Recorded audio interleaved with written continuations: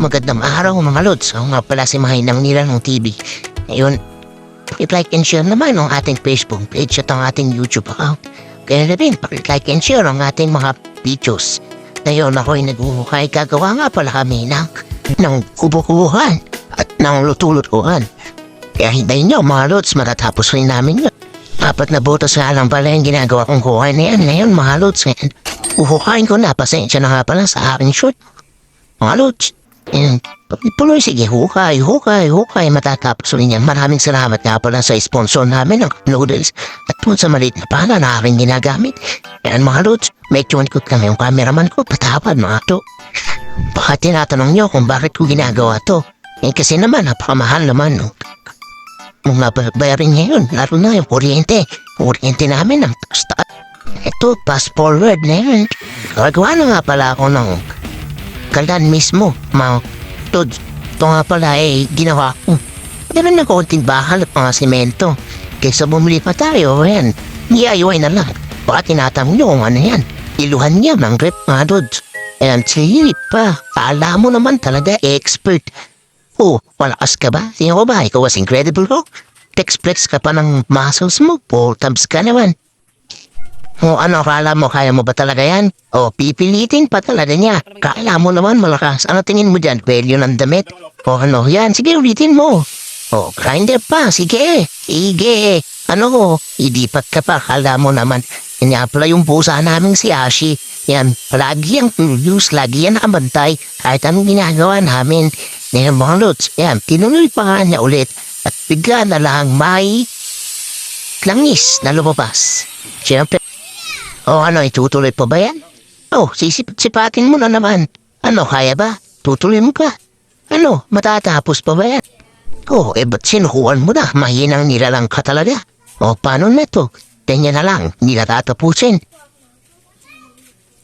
After 3 days, ayan na nga pala siya mga lods, tapos na. Nagamit na namin yan. Ayan, halata naman, may uling na. And mga lods, okay naman. Hindi kagandahan, pero hindi din naman pangit. Ang importante, mahalaga. Ang mahalaga, importante, bahala na kayo mga lods. Basta yan, nagagamit naman, pwede nang pagtsagaan yan. Tusi pa ba ako? Ano kayong good? Okay na yan, pwede na yan. Ito nga pala yung mga natirang sinibak na kahoy. Paparito ko nga rin pala sa inyo yung mga alaga kong malnourished na mga okra. And sila mga lods, mga 6 na piraso yan. Kawawa naman kasi para silang ting-ting. At meron din nga pala akong mga sili naman siya. Itong nakaraan, mga 9 na piraso ngayon. Konti na lang, nabawasan na sila. At meron nga pala kami alalaga na isa pa. Persian yan, si Luna. Ito nga pala mga lods yung binili kong pataba. Urea daw ang tawag yan. Sabi sa akin nung nagtitinda 45 pesos ang kilo. Ayan, i-apply ko nga pala dito yan sa aking mga alaga. Ayan, nagsupot nga pala ako ng kamay. Baka mamaya kasi pawisan yung kamay ko. Masunod pa yung aring balat. Nabamalay ko dyan.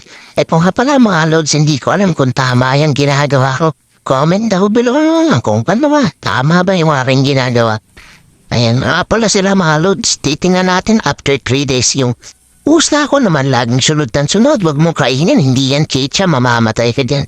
Kalagyan ko nga rin pala yung aking mga alagang sili.